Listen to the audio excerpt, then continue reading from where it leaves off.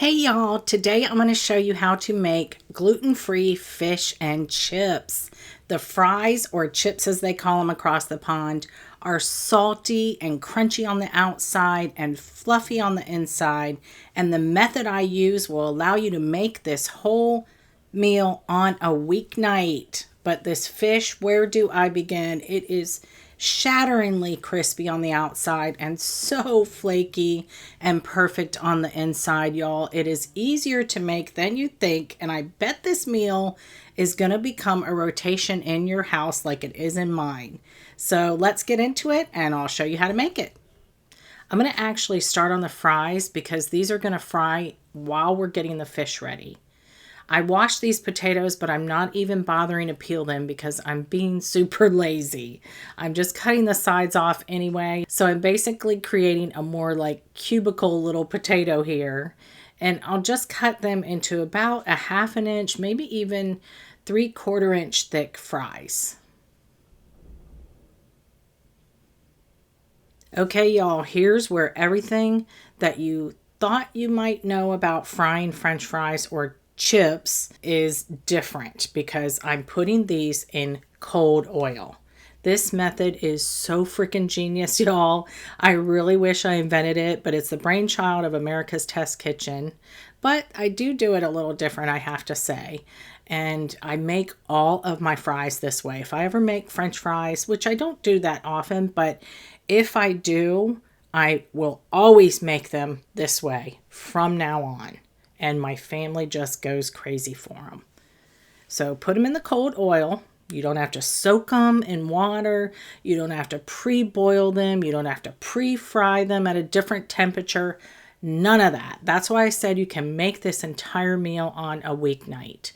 And the oil comes about 1 inch above the potatoes. So I'm going to turn this burner on to high and I'm basically going to walk away. I'll check them like halfway through when they start boiling, but right now we'll go ahead and prepare the fish. I just have 2 pretty thick pieces of cod here, but the recipe actually makes enough batter for 4 full pieces of cod. And I'm just going to blot them with a paper towel and salt both sides. And then I'll just put them on a rack set over a sheet tray and let them soak up that salt just to firm up the flesh a little more, and also just to get that salty flavor and draw out any moisture. So we'll set these aside. I'm going to go back to my fries now and see how they're doing. Okay, you can see the oil is now boiling. I'm just going to take my spider and swish it around a little bit, kind of loosen up any fries that happen to be sticking to the bottom. In this pot, a lot of stuff tends to stick, but I like these pots a lot. You can see where some of it's starting to brown, but they're nowhere near done. So just get them swished around, make sure they're not sticking to one another or the bottom.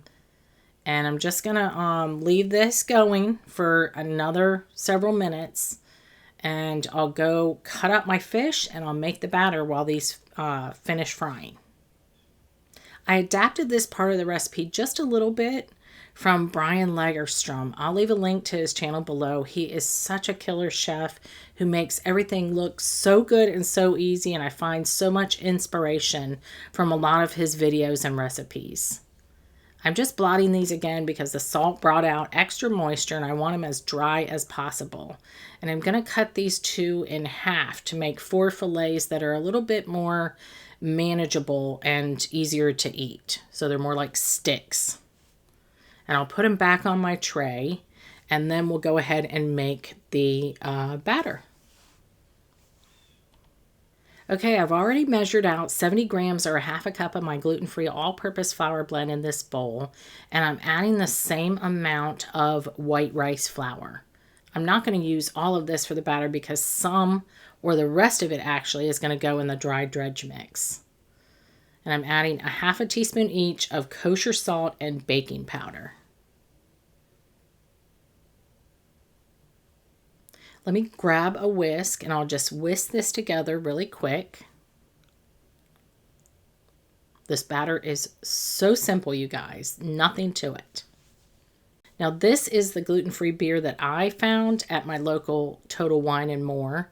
They had several different varieties of this particular brand. It's Glutenberg brand, and it's their blonde variety, but you can use any GF beer you want, or you can sub the beer with either seltzer water or club soda, but just know that either of those won't quite give the same taste because, it is called beer batter after all, right?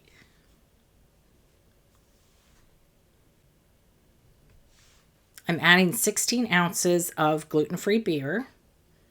We really want a very, very thin batter, y'all. The thinner, the better. That's what makes it so crispy. Okay, I'll just slide this in the fridge so it's nice and cold when we're ready to actually fry the fish. But first, let's get these fries out.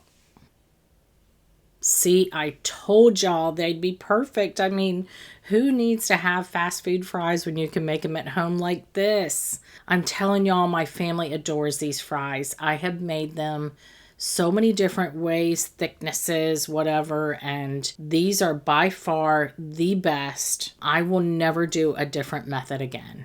So I'll put these in a single layer and I'm going to hit them with some salt right away while they're still hot and fresh out of the oil. And while I fry the fish, I'm going to put this tray in a 250F oven and they'll stay warm and crispy until the fish is done.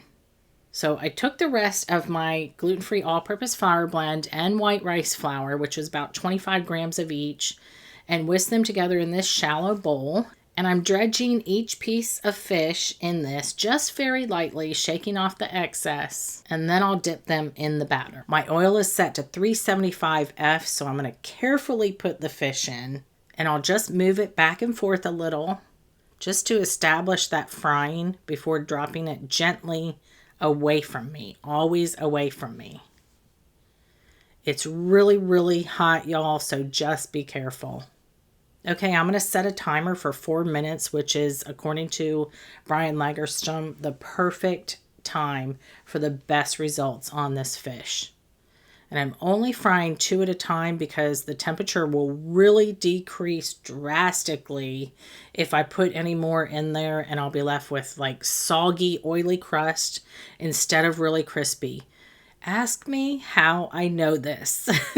Sometimes I am so impatient when it comes to things like this. I just want it to be done right away. I can wait forever on bread and whatnot, but when it comes to this stuff, I want it done now.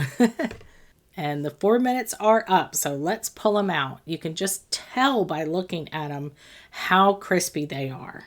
They're a little stuck together, so I'm just going to try to get them apart here. And I'll keep these on the wire rack here while I fry the rest of the fish.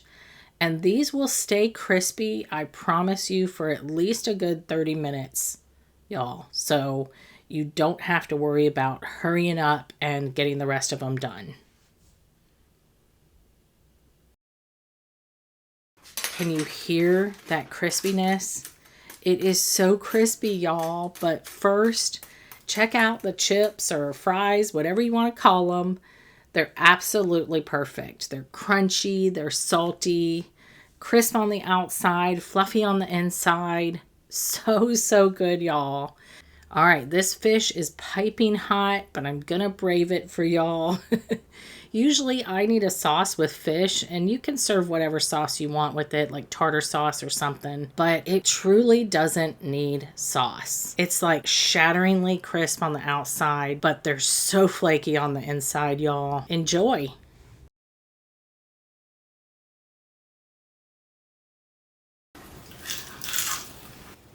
So good.